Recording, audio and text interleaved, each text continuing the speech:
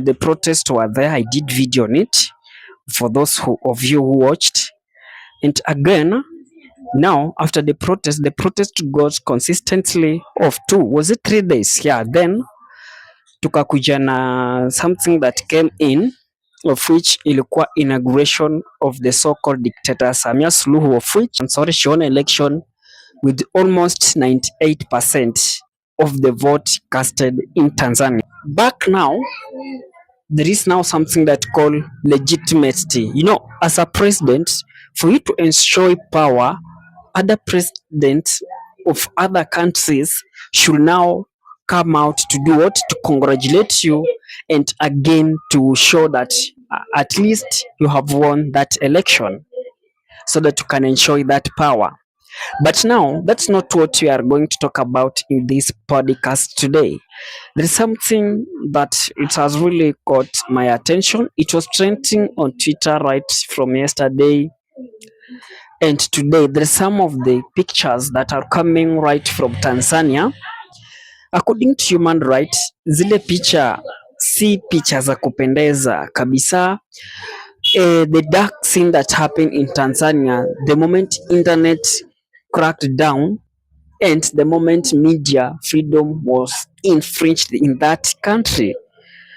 And some of the pictures are not good, or rather, they're not worthy to play them on this platform. YouTube guideline cannot allow it. But just allow me to talk on such like certain human rights violation that has happened in the neighboring country.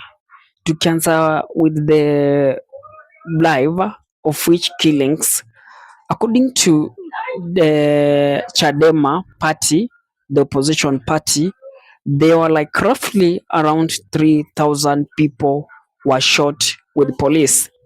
But we cannot deny that fact, because when you try to see the footage that is coming, you see some of the police are walking in people's homestead, wanakuja kwa manyumba za watu as they shoot people without even them going on protest.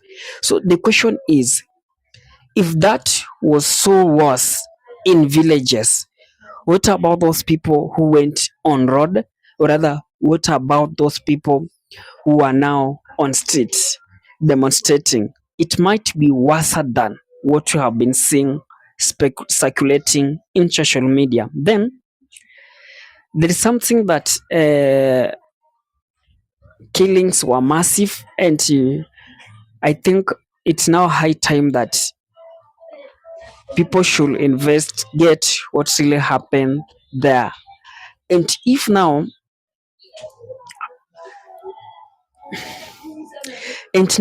if it will continue the way it is, then Tanzania are in big inaitwaje darkness, kwa sababu we have seen how the media crackdown has happened, despite the fact that the images are now out. The massacres that were done there, we cannot say that it was a demonstration per se. That was a real massacre. Kwa sababu in a place that, and something I even don't understand these African leaders, how sweet is the power, and they do have to understand that power is so transient. It come, it go, ni kitu inakuja then it passes. It's not something that you sit there, year come in. If you are in power, hata kama you will say now you are a dictator, that you are going to sit in that power until the day you will die. Also you will go, and some of the other people will come to occupy the same seat you are occupying.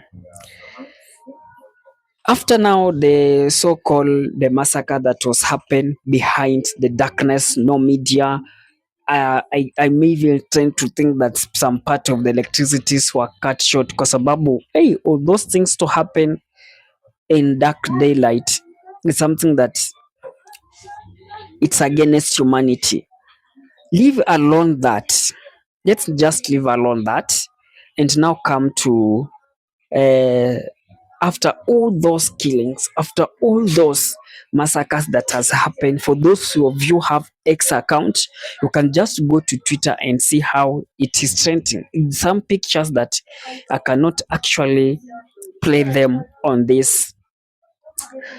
It goes against the YouTube guidelines. Now, the dictator now crack down anybody who ama sijui nisemaje. Now the media propagate back to anybody who was doing what, to anybody who was trying to like, is it kunini, anybody who was trying to, now the media come to anybody who was trying to share any video, for anything to happen you have to plan it, then you execute it baadaye. So they come back to those people who are trying to share the pictures. It's happened that there is a lady who trying to do a challenge on TikTok. She find herself on bad side of the law in Tanzania, and now the bad side of that law ikamwambia aje, you will go ndani, not just to go ndani, but any slight wanasema that is a treason case, kesi ya uhaini. But back in Kenya, a treasonous case is robbery with violence that can, ama nikuje nivunje milango ya mtu then I kill. Those are cases that are equate to treason. But there, even you do a challenge on TikTok, I think I will play that clip for that lady so that you can see.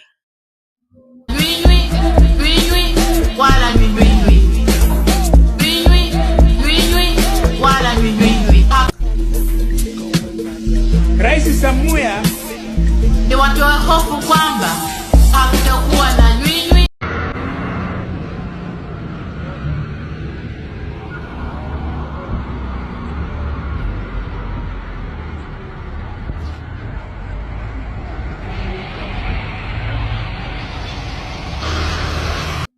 Yeah, there you have seen it.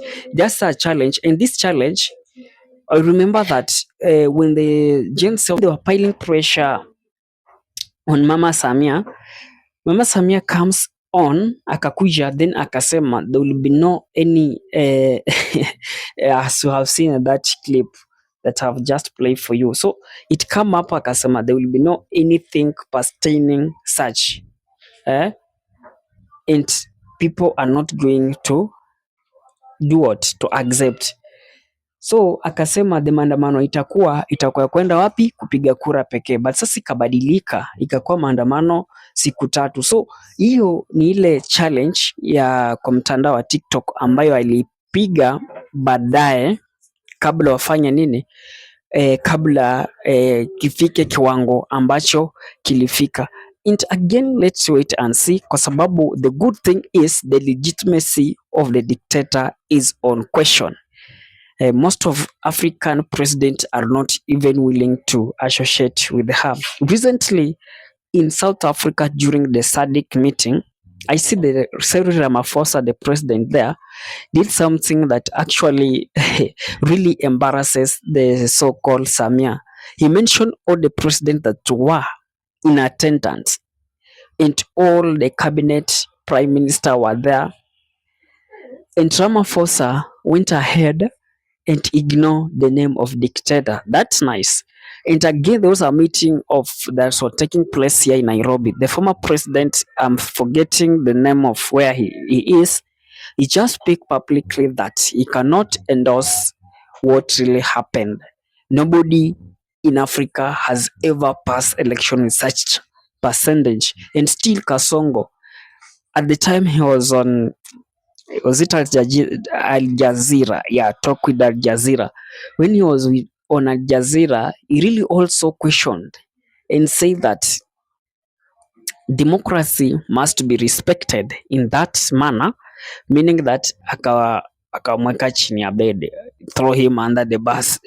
Yeah, akaendelea that even though I'm your neighbor, but whatever you did, somebody, you cannot use violence for you to stay in power. And with that, guys, what you can do, as usual, share the video with your friends. And in case this is your first time coming across us, kindly don't forget to click that subscribe buttons and allow the notification buttons to be on.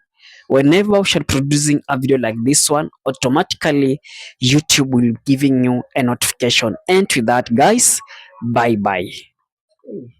This is so good.